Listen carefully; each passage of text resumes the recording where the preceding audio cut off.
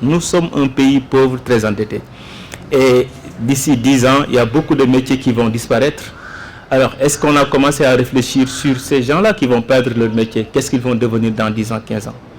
Personne n'y réfléchit. Il y a beaucoup de métiers aussi qui vont apparaître. Comment faire pour placer les jeunes dans ces sillons pour qu'ils puissent, dans 10 ans, 15 ans, servir leur pays, tout en essayant aussi de réduire la pauvreté. En tout cas, il y a une réflexion. Notre pays manque, je ne veux pas dire d'intelligence, mais dans les décisions publiques, on ne sent pas cette intelligence-là. Les grandes questions de l'heure, je pense que sont laissées en rade. La chose politique est devenue vraiment un ring de boxe. On se donne des coups, on reçoit des coups et on ne réfléchit pas sur l'avenir de cette jeunesse-là. Il n'y a plus d'espoir, les gens ne rêvent plus dans ce pays-là. Et moi, c'est ce qui me fait peur. Et je pense qu'on doit essayer de voir comment faire, au lieu de ne pas y aller, qu'est-ce qu'on doit faire pour eux, pour qu'ils restent dans ce pays-là. Je pense que si quelqu'un est prêt à hypothéquer, à prendre le risque de quitter ce pays-là, mais c'est parce qu'il pense qu'il est déjà en enfer ici. Faisons de ce pays-là un paradis. Et je pense que les jeunes avaient l'espoir.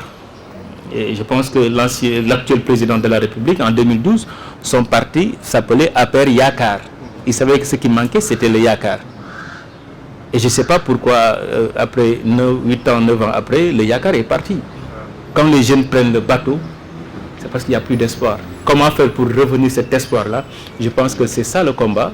Et je ne cautionne pas l'immigration, je ne le justifie pas, mais j'essaie d'expliquer cette jeunesse-là qui pense qu'il n'y a plus d'espoir ici, parce qu'en réalité, la chose politique, pour moi, est devenue le raccourci. Et ça fait mal, ça fait mal. Au Sénégal maintenant, si tu sais insulter, tu t'es raconté du n'importe quoi, si tu sais défendre quelqu'un, on pense que tu es l'homme qu'il faut dans les sphères de décision. Or, les jeunes ont besoin d'exemples. Il y a la pédagogie par l'exemple. Montrer quelqu'un qui est là parce qu'il a fait des efforts, il a réussi, il s'est battu, il est là, il a le mérite. Mais parfois, vous voyez des gens qui sont là et vous cherchez leur mérite. Vous ne voyez absolument rien parce qu'ils savent dire les bons mots à l'homme qui décide. Et je pense que ça aussi, ça fait mal à ces jeunes-là.